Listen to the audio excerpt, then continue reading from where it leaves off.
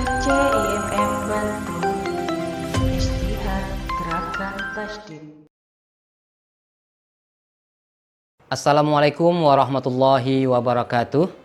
Alhamdulillahirrabbilalamin. Wassalatu wassalamu ala asrafil anbiya'i wal mursalin wa ala alihi wa sahbihi rasulillahi ajma'in.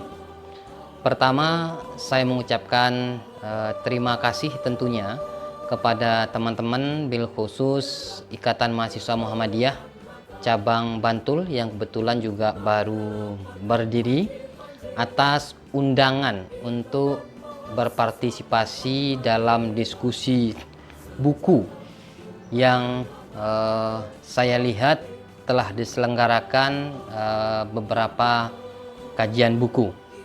Dan untuk kesempatan ini saya diminta untuk mendiskusikan buku yang berjudul tentang agama antara kesolehan dan legitimasi sosial, yang kebetulan ini yang menulis saya sendiri.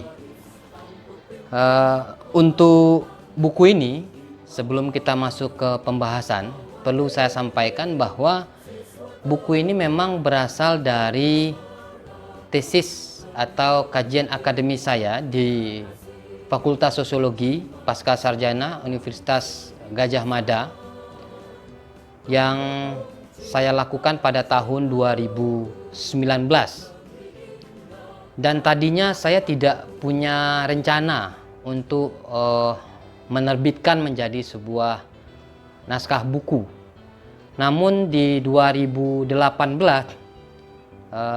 saya melihat muncul berbagai perdebatan publik tentang radikalisme Islam yang pada saat itu seakan-akan itu menyudutkan lembaga-lembaga pendidikan Islam, karena ada yang menyebutkan bahwa bibit dan benih radikalisme Islam itu banyak tumbuh di lembaga-lembaga yang berbasis Islam atau di lembaga pendidikan yang berbasis Islam, mungkin seperti IAIN, UIN, ataupun pondok pesantren. Pandangan ini tentu berbeda dengan apa yang saya temukan melalui kajian tesis saya di 2009. Justru saya menemukan bibit dan pemahaman radikalisme Islam itu justru banyak tumbuh dan berkembang di lembaga pendidikan yang non-keagamaan atau pendidikan umum, yang program studinya rata-rata ya program studi yang berbasis eksak seperti matematika, teknik, kedokteran, MIPA, dan sebagainya. Oleh karena itu, ini menjadi satu hal yang menarik kemudian untuk saya terbitkan menjadi sebuah buku.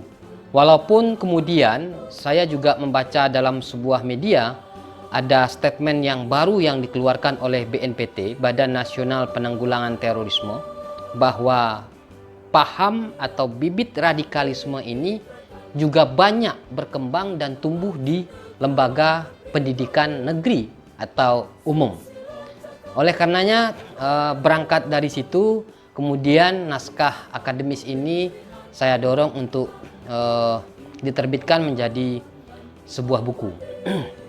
Kemudian teman-teman yang saya hormati, latar belakang saya menulis buku ini sebenarnya pertama, saya berangkat dari beberapa fenomena sosial yang kita alami tentang maraknya paham-paham radikalisme yang muncul sejak tahun 2018 ya, 2008 maksudnya. Dan kemudian juga saya mencari atau melihat beberapa referensi tentang gerakan Islam yang ada. Setidaknya saya melihat ada empat buku yang ditulis oleh beberapa peneliti ya. Ada Al-Zastro yang menulis tentang gerakan FPI Kemudian juga ada Nur Haidi Hasan yang menulis tentang Laskar Jihad. Kemudian juga ada Jamhari dan Jajang Jahroni yang menulis tentang gerakan Salafi. Kemudian juga ada Endang Turmuzi dan Riza Sihbudi yang menulis tentang gerakan kebangkitan Islam. Dari 4 buku yang ada dari beberapa penulis ini, saya melihat semuanya menyebutkan bahwa elemen gerakan Islam radikal itu salah satunya adalah kelompok mahasiswa atau kelompok terdidik yang berasal dari lembaga pendidikan tinggi, khususnya lembaga pendidikan yang berbasis eksak. Seperti yang saya sebutkan tadi, ada MIPA, ada kedokteran, ada teknik, ada matematik, dan sebagainya. Namun yang menariknya di buku ini tidak dijelaskan kenapa justru mahasiswa-mahasiswa yang berlatar belakang pendidikan umum dan eksak ini justru menjadi bagian dari elemen gerakan Islam radikal. Bukan justru sebaliknya, mahasiswa-mahasiswa yang berasal dari lembaga pendidikan Islam. Misalnya di IAIN, di UIN, di STAIN, atau di lembaga pondok pesantren gitu. Justru tidak menemukan ya, dan sulit ditemukan gitu. Justru yang muncul dan berkembang itu adalah di lembaga pendidikan yang bersifat umum atau eksak ini. Maka tentu ini perlu kita telusuri lebih jauh. Apalagi kita mengetahui bahwa secara geografis perguruan tinggi atau mahasiswa adalah kelompok masyarakat yang sesungguhnya terbuka, kelompok masyarakat yang sesungguhnya inklusif, kelompok masyarakat yang sesungguhnya sangat dialektik, tetapi justru kemudian terlahir dan hadir menjadi satu kelompok masyarakat yang eksklusif dalam konteks keagamaan, yang sangat tekstual dalam memahami keagamaan dan sempit dalam interaksi sosial, interaksi keagamaan. Dan aspek geografis ini tentu menjadi hal yang perlu kita kaji, dan buku ini sesungguhnya ingin melihat itu, bagaimana kemudian kelompok mahasiswa yang berasal dari lembaga pendidikan umum, lembaga pendidikan negeri, atau lembaga pendidikan yang berbasis eksak kemudian justru hadir menjadi bagian dari elemen gerakan Islam radikal. Maka pada kesempatan ini saya akan mencoba mendiskusikan berdasarkan buku yang saya tulis. Walaupun di buku ini sendiri ada beberapa bab, ya paling tidak saya menulis ada sekitar 6 bab dengan penutup, tetapi nanti saya akan memfokuskan pada 2 aspek saja. Yang pertama, bagaimana kemudian kelompok perguruan tinggi ini, khususnya yang berbasis eksak ini, bisa menjadi sosok kelompok masyarakat yang ekstrim atau radikal dalam pemahaman keagamaan. Baik teman-teman, mohon maaf tadi sempat kepotong karena memang ada azan, dan saya akan lanjutkan kembali terkait diskusi kita pada kesempatan ini, bahwa fokus kajian kita sebenarnya ingin melihat bagaimana mahasiswa yang memang notabene secara sosial origin itu berlatar belakang abangan, kalau meminjam istilahnya Clifford Geertz, tetapi justru hadir menjadi bagian dari elemen gerakan Islam radikal. Bagaimana proses ini bisa terjadi? Dan kebetulan penelitian saya ini menggunakan metode observasi partisipatoris, artinya melalui in-depth interview yang saya langsung ke lapangan selama 1 tahun untuk bertemu dengan beberapa mahasiswa yang memang berlatar belakang pendidikan eksak, namun aktif dalam beberapa kelompok gerakan Islam radikal ini. Teman-teman yang saya hormati, berbicara tentang gerakan radikal Islam, tentu sudah banyak definisi yang berkembang yang mungkin ada di beberapa referensi ya yang bisa kita baca sendiri. Namun di dalam kajian ini, khususnya di dalam buku ini, saya lebih memfokuskan pemahaman atau definisi tentang gerakan Islam radikal ini lebih kepada bentuk konsistensi, kegigihan sekelompok masyarakat untuk mengubah tatanan sosial kehidupan dengan merujuk pada kehidupan Nabi Muhammad SAW, kemudian kehidupan para sahabat, kehidupan para tabi'in, dan kehidupan para tabi'in secara letterlek dan kaku melalui penerapan syariat Islam, pendirian negara Islam, dan juga pembentukan khilafah tanpa memandang dinamika dan konteks sosial yang berkembang dan yang berbeda. Jadi yang kita fokuskan kepada pemahaman tentang konsistensi untuk mengubah tatanan sosial masyarakat yang berbeda, tapi ingin dikembalikan kepada tatanan sosial kehidupan Nabi, sahabat, tabi'in, tabi'in yang ditafsirkan secara letterlek atau kaku. Kemudian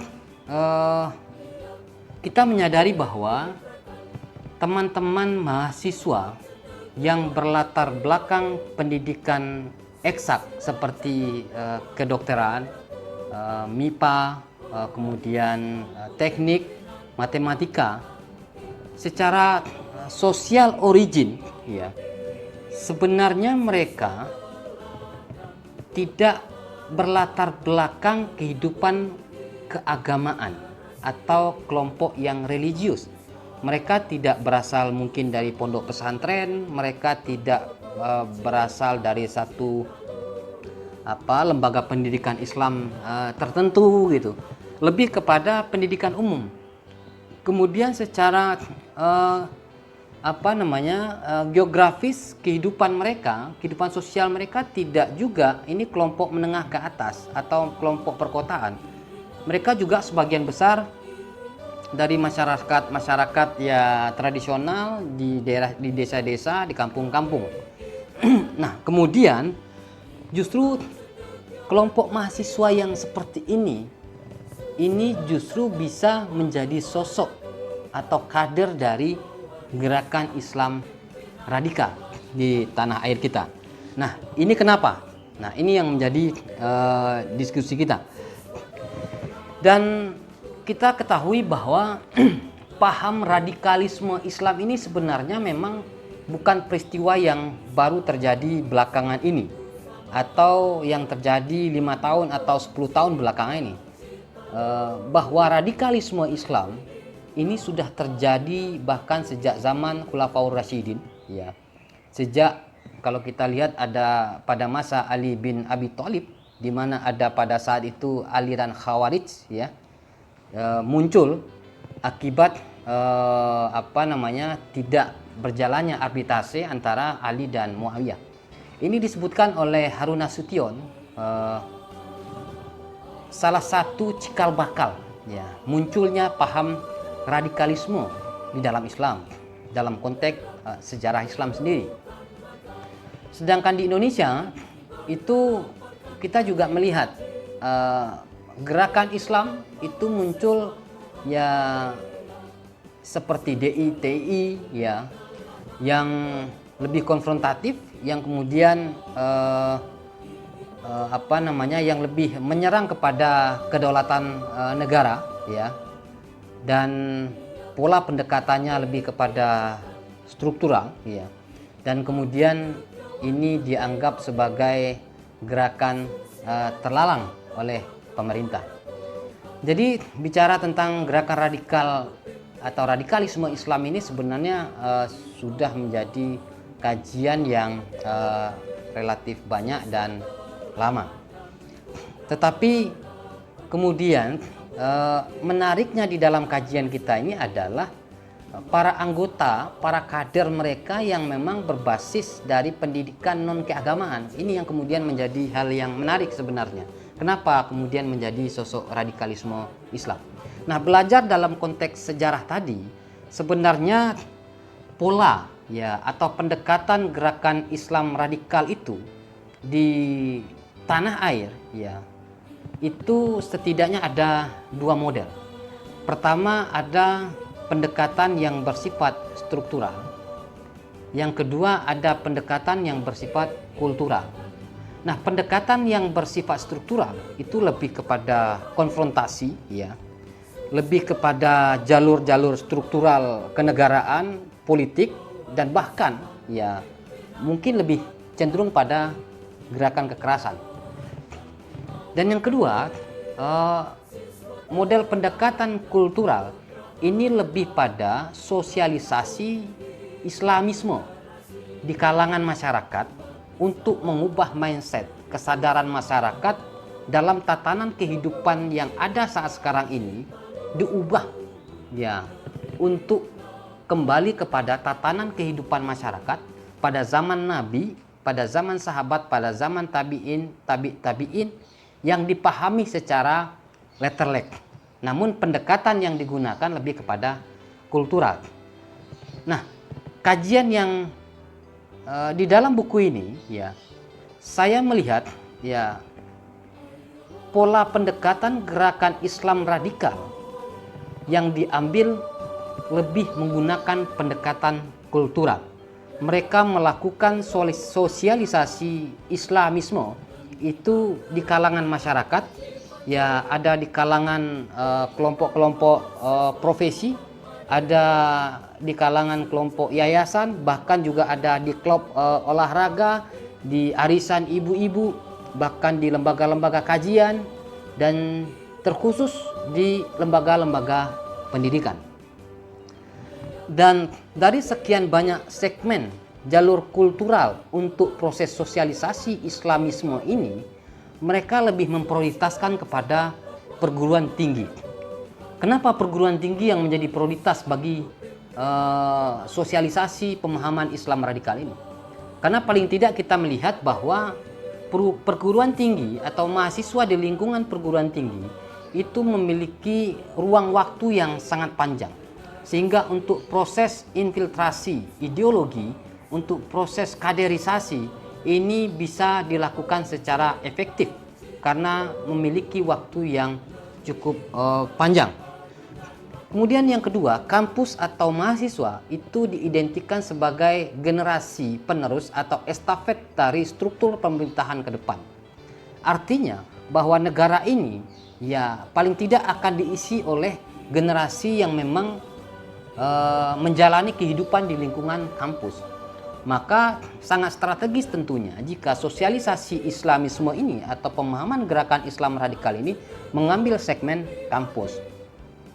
Kemudian yang ketiga, kelompok mahasiswa atau perguruan tinggi ini dikenal dengan kelompok masyarakat yang dialektis. Ya, dialektis dalam artian dia bisa berkomunikasi secara horizontal, namun juga bisa berinteraksi secara vertikal, berinteraksi sesama masyarakat dan berinteraksi dengan pemerintah.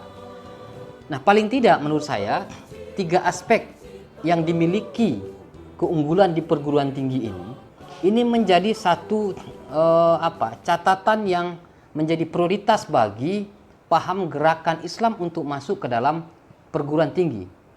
Berbeda tentunya ketika mereka melakukan sosialisasi di lingkungan klub olahraga misalnya, atau di yayasan, kelompok-kelompok profesi, atau arisan ibu-ibu yang waktunya lebih sempit, kemudian dialektika interaksi mereka juga sangat terbatas, namun di lingkungan mahasiswa ini jauh lebih efektif. Dan pertanyaan selanjutnya adalah kenapa kemudian yang dipilih ya, atau kecenderungan yang diambil sebagai proses kaderisasi dalam upaya sosialisasi Islamisme ini atau internalisasi pemahaman Islam radikal ini adalah kampus-kampus yang notabene non keagamaan atau fakultas dan jurusan program studi yang berbasis eksak. Kenapa kemudian tidak yang diambil adalah lembaga pendidikan yang berbasis keagamaan? Nah, justru disinilah keunggulan bagi pemahaman atau kelompok gerakan Islam radikal ini, di mana kelompok masyarakat kampus yang berasal dari fakultas eksak atau program studi eksak, ya, seperti MIPA, teknik kedokteran dan lain-lain ini, mereka secara sosial origin, pemahaman keagamaan dan latar belakang sosial kehidupannya bisa dibilang atau disebut minus terhadap pemahaman keagamaan. Nah, aspek spiritualitas mereka ya itu tidak terlalu banyak memahami pemahaman keagamaan ini. Berbeda misalnya dengan masyarakat kampus yang berlatar belakang keagamaan. Tentu mereka secara sosial origin mereka sudah memiliki background pendidikan keagamaan sebelumnya, sehingga aspek spiritualitas mereka paling tidak sudah terisi, sehingga kajian-kajian keagamaan yang diterima tidak hanya dilihat semata-mata semacam doktrinasi semata, tetapi juga bagian dari kajian akademis.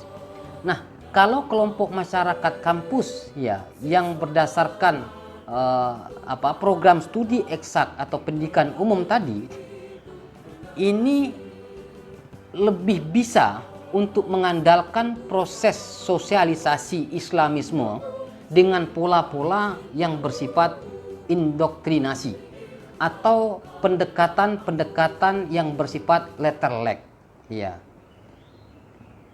Karena mereka cenderung akan menerima ya pemahaman keislaman yang dianggap bahwa Islam sebagai agama yang kafah, agama yang sempurna, maka ketika itu disodorkan, mereka pun akan menganggap bahwa pemahaman keislaman yang disampaikan adalah pemahaman keislaman yang final.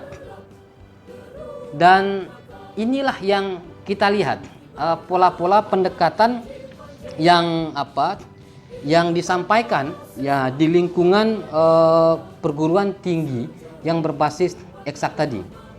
Dan kalau kita lihat misalnya di dalam pola pendekatan di dalam pengajaran keagamaan ini, Amin Abdullah menyebutkan ada pendekatan normativitas, yang kedua ada pendekatan historisitas.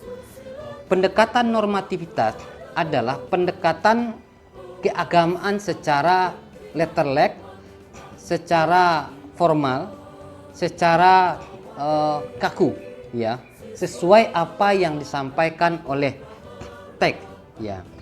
Atau ini juga oleh Harun Nasution disebut sebagai pendekatan pendekatan keagamaan yang bersifat ritus, ya.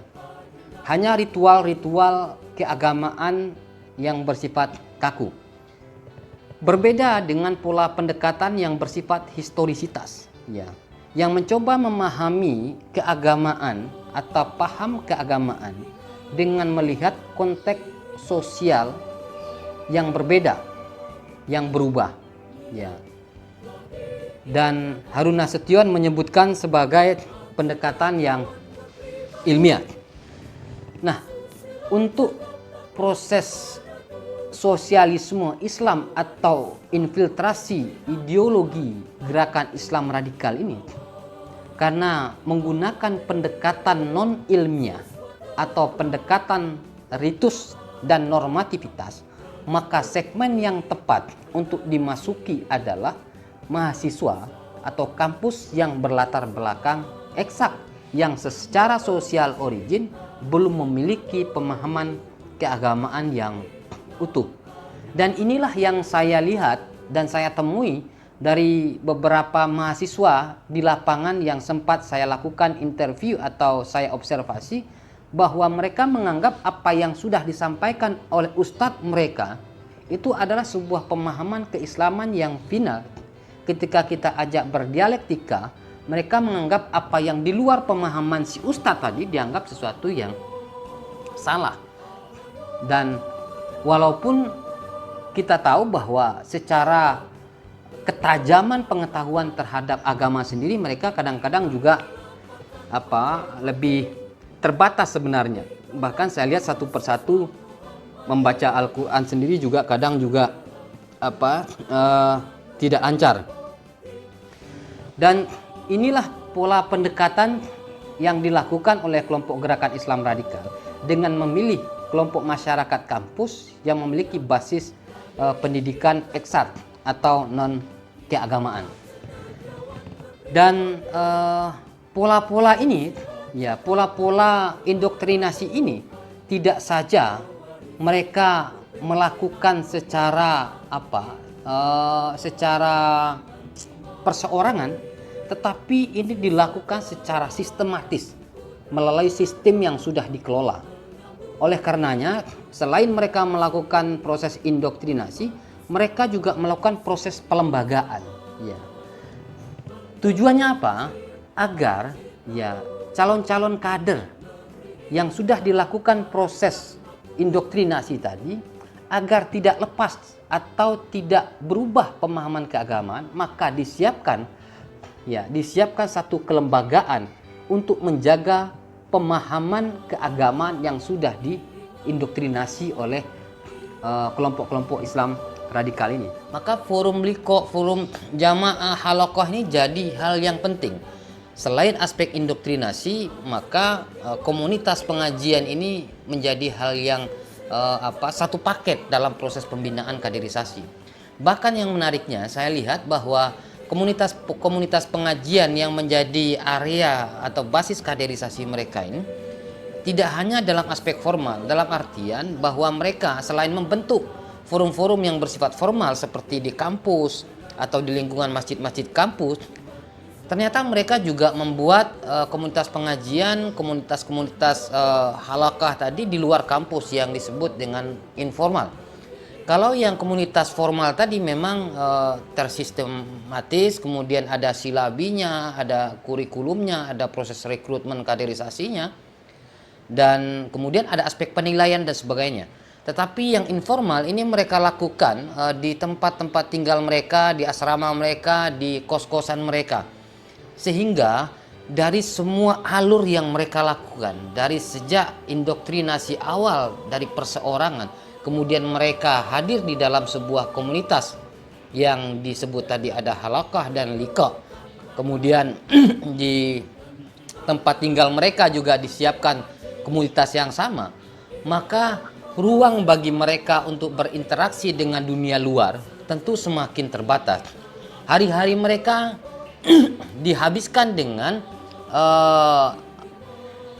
pengajian-pengajian atau diskusi-diskusi seputar pemahaman keislaman yang sudah disiapkan oleh mentor-mentor mereka, oleh ustadz-ustadz mereka. Dan inilah yang kemudian membuat kelompok-kelompok ini semakin eksklusif, semakin tertutup. Karena bagi mereka dengan hadirnya di dalam sebuah komunitas pengajian mereka ini, mereka sudah memiliki satu orientasi nilai tersendiri. Sehingga ketika mereka melihat dunia luar yang berbeda dengan komunitas mereka, maka itu dianggap sebuah yang salah atau sesuatu yang keliru karena berbeda dengan komunitas mereka. Nah, eksklusivitas inilah yang terus dibangun dan dikembangkan oleh gerakan Islam radikal ini. Dan pertanyaannya, kenapa kemudian ini bisa menjadi sebuah proses proses internalisasi, ideologisasi yang kuat di dalam komunitas ini? Karena memang kalau kita misalnya melihat teori Petelberger misalnya tentang realitas sosial, beliau menyebutkan bahwa agama sebenarnya bukan persoalan sebatas aspek norma dan nilai, tetapi agama juga bagian dari realitas sosial yang dikonstruksi oleh orang yang menjadi bagian dari pemeluk agama ini. Maka dalam konteks realitas sosial ini, agama dalam konteks realitas sosial ini sangat berkaitan dengan bagaimana seseorang berdialektika dengan keagamaan yang dipahami. Oleh karenanya di dalam teori Berger ini ada teori yang kita sebut eksternalisasi, objektifikasi, dan internalisasi misalnya. Berger melihat bahwa di dalam komunitas ini ada proses eksternalisasi. Proses eksternalisasi itu adalah perwujudan atas pemikiran mental terhadap dunia yang sekarang kita jalani dalam kita memahami misalnya dalam konteks keagamaan. Nah, kemudian objektifikasi adalah penerimaan atas wujud dari mental dan pemikiran yang yang dikeluarkan oleh para mentor dan ustadz ini. Nah, para kader atau mahasiswa yang tergabung di dalam komunitas pengajian ini mengobjektifikasi apa saja pemikiran-pemikiran, gagasan, dan mentalitas keberagamaan yang sebelumnya dieksplorasi oleh para ustadz. Dan proses objektifikasi yang berlangsung sekian lama, kemudian ini menjadi satu proses internalisasi yang membentuk satu pemahaman nilai tersendiri. Sehingga kelompok ini secara keyakinan dan mental sangat kuat. Karena proses menciptakan sebuah realitas baru ini ya dilakukan secara ketat, secara eksklusif, sehingga apapun yang ada di luar diri mereka, di luar komunitas mereka, yang berbeda dengan komunitas mereka, ini dianggap menjadi suatu yang bermasalah, dianggap menjadi sebuah persoalan. Dan disinilah kenapa kemudian teman-teman mahasiswa yang saya teliti ini, yang berlatar belakang program studi eksak ini, begitu kuat mereka untuk meyakini bahwa gagasan Islam yang universal, Islam yang kafah itu untuk diwujudkan secara sempurna sebagaimana pada zaman sahabat, tabi'in diterapkan pada saat sekarang. Dan mereka meyakini bahwa inilah Islam yang sesungguhnya, dan mereka menutup ruang interpretasi dan mereka menutup ruang dialektika dalam konteks pemikiran-pemikiran yang seperti ini. Walaupun memang dalam pengetahuan keagamaan mereka sendiri, kalau saya coba lihat beberapa misalnya banyak yang tidak terlalu mendalami sebenarnya persoalan keagamaan ini. Karena model pendekatan yang awal dilakukan adalah indoktrinasi atau aspek-aspek ritus, dan kemudian diperkuat dengan komunitas pengajian yang di sana mereka melakukan proses objektifikasi dan internalisasi secara rutin, secara kuat. Maka lahirlah pola-pola pemikiran yang sangat tertutup, yang sangat eksklusif ini. Jadi kelompok dan teman-teman mahasiswa yang berlatar belakang pendidikan eksak ini, ya setelah mereka melakukan sebuah proses internalisasi di dalam jamaah atau komunitas mereka, maka apapun perubahan-perubahan pemikiran terhadap penerapan keagamaan itu ditolak. Walaupun memang misalnya di dalam kaidah usul disebutkan bahwa hukum itu menyesuaikan pada perubahan zaman dan tempat. Ya, bagi mereka ini adalah kufur. Ya, mereka menginginkan sebuah penerapan Islam secara kafah itu sesuai dengan rujukan awal. Ya, bagaimana para sahabat, tabi'in menerapkan pada saat sekarang. Nah, jadi sehingga kalau ada orang yang meyakini kaidah usul yang mengatakan perubahan hukum berdasarkan perubahan zaman dan tempat, itu mereka tidak sesuai. Nah, ini yang membuat mereka semakin eksklusif dalam konteks berpikir. Nah, padahal kalau saya misalnya mengutip misalnya Asghar Ali Engineer. Asghar Ali Engineer mengatakan bahwa pada dasarnya syariah Islam itu dikonstruksi tidak lepas dari kondisi sosial dan historis pada saat itu.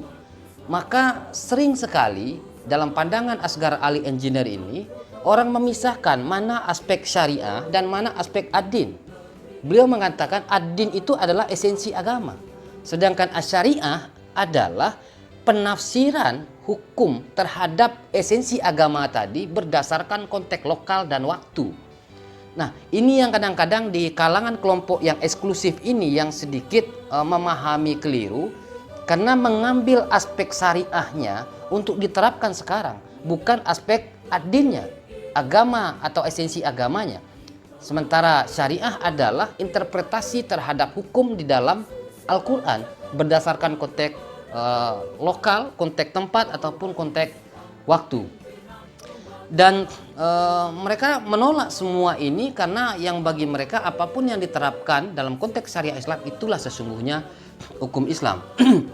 Dan agak dilema memang kita untuk berbicara tentang tentang kemutlakan pemahaman terhadap Islam. Kenapa dilema? Memang Islam adalah agama yang kafah. Islam adalah agama yang universal, diciptakan atau diturunkan oleh Allah.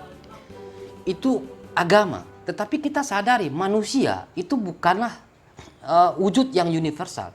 Manusia bukanlah wujud yang yang kafah. Ya kalau saya menyebutkan kita adalah manusia adalah yang nisbi. Nah, saya mencoba memahami bagaimana kemudian kita yang nisbi mencoba menafsirkan nilai-nilai Islam yang universal dan yang kafah tadi diterapkan dalam kehidupan kita, sementara kita kelompok yang nisbi. Maka kemudian dengan posisi yang seperti ini, variasi dan dinamika pemikiran kita terhadap Islam sesuatu yang sangat sunatullah sebenarnya. Maka sangat tergantung dalam perspektif kita melihat agama itu sendiri. Ya kalau saya mengistilahkan ibarat orang buta megang gajah. Ya kalau yang dipegang kebetulan adalah kepala gajah, maka dia akan mengatakan bahwa gajah itu bulat.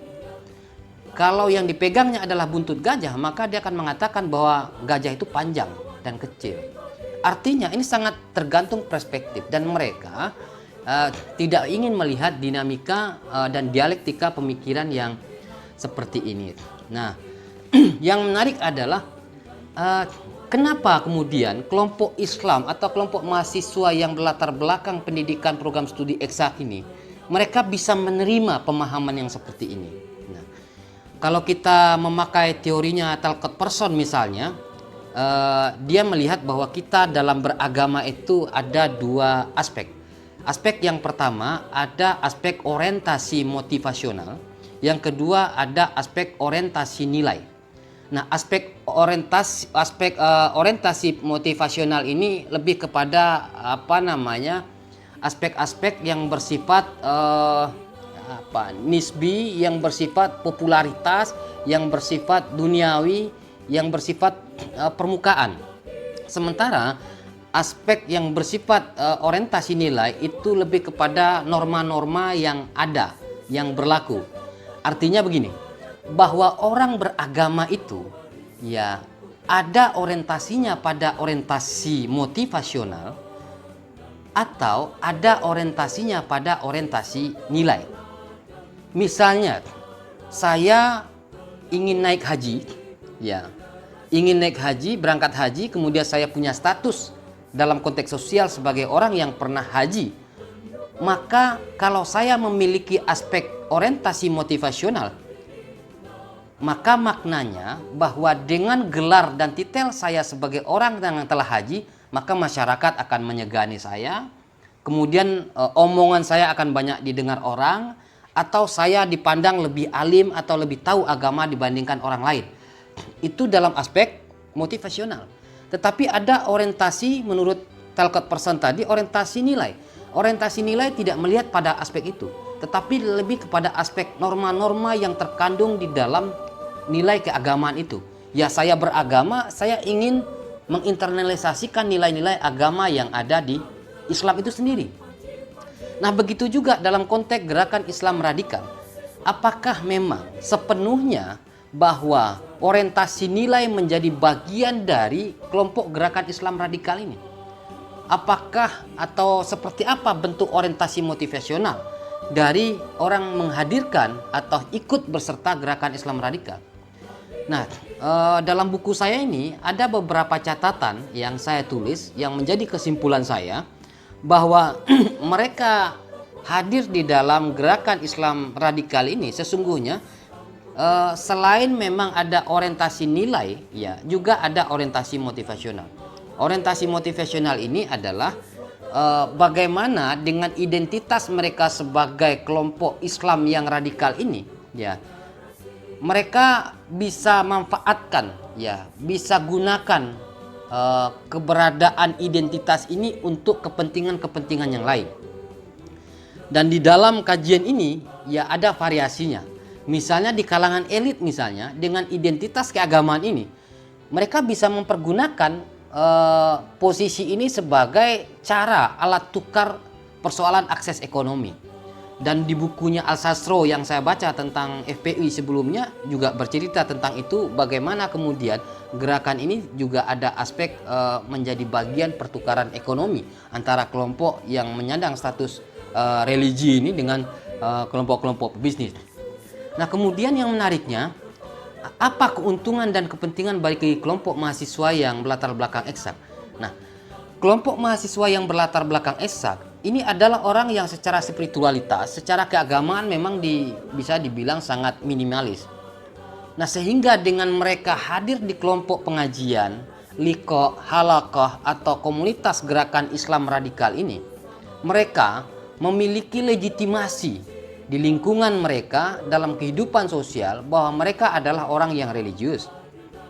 Mereka adalah orang yang paham agama.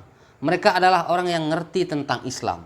Paling tidak ini bisa menjawab apa yang dipandang orang lain bahwa mereka studi di tempat-tempat umum atau program studi yang eksak yang tidak ada pelajaran agama, tetapi dengan mereka aktif di kelompok-kelompok ini, ya mereka bisa jadikan satu legitimasi bagi kehidupan di luar mereka bahwa mereka adalah orang yang mengerti dan paham tentang agama karena mereka aktif di organisasi-organisasi yang seperti ini. Tentu akan berbeda dengan orang-orang yang di atas mereka. Maka oleh karena itu saya sebutkan tadi aspek legitimasi sosial ini agak bervariasi. Mungkin di kalangan mahasiswa eksak mereka butuh bergaining sebagai legitimasi, mereka memiliki pengetahuan agama. Tetapi di kelas elitnya bisa saja ini sebagai bergaining politik, bisa saja ini sebagai bergaining pertukaran ekonomi di kalangan mereka. Dengan mereka memiliki kekuatan sebagai gerakan kelompok Islam radikal, tentu ada kepentingan-kepentingan politik, kepentingan-kepentingan ekonomi yang ingin dipertukarkan oleh mereka. Jadi antara tujuan atau orientasi motivasional kelompok elit dengan mahasiswa ini memang agak sedikit berbeda. Tetapi sayangnya di kelompok mahasiswa ini tidak menyadari betul bahwa di kalangan elit mereka justru ini tidak hanya sekedar orientasi nilai, tetapi ada orientasi motivasional yang sangat besar dibandingkan apa yang mereka pahami.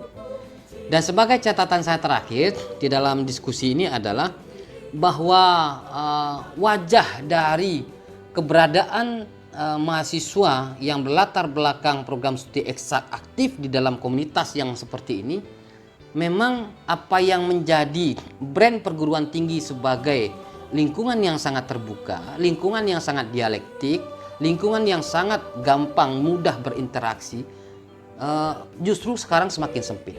Mereka semakin eksklusif, mereka cenderung truth climb atau bahasa lain lari dari keramahan sosial. Mereka sangat mudah ngejudge, mengkafirkan orang lain, mengkufurkan orang lain, ya, karena kebenaran adalah milik mereka. Dan akhirnya mereka pun juga susah untuk berinteraksi dengan organisasi-organisasi ya seperti mainstream, Muhammadiyah ataupun NU. Bahkan mereka juga punya kecenderungan membuat dinamika yang kurang baik. Misalnya di kalangan NU pernah juga terjadi keributan bagaimana kelompok-kelompok ini mengakses atau menguasai lembaga-lembaga pengajian atau masjid-masjid yang dikelola oleh NU. Begitu juga di Muhammadiyah. Muhammadiyah juga pernah ramai ya dengan keberadaan kelompok-kelompok ini di lembaga-lembaga usahanya Muhammadiyah maupun di masjid-masjid yang dikelola oleh Muhammadiyah, sehingga mereka semacam melakukan proses kaderisasi di lingkungan dua ormas mainstream ini. Dan tentu ke depan kita tidak bisa berharap banyak untuk pembaharuan pemikiran keislaman yang lebih berkemajuan kalau pola dan dinamika kita berislam yang sangat eksklusif.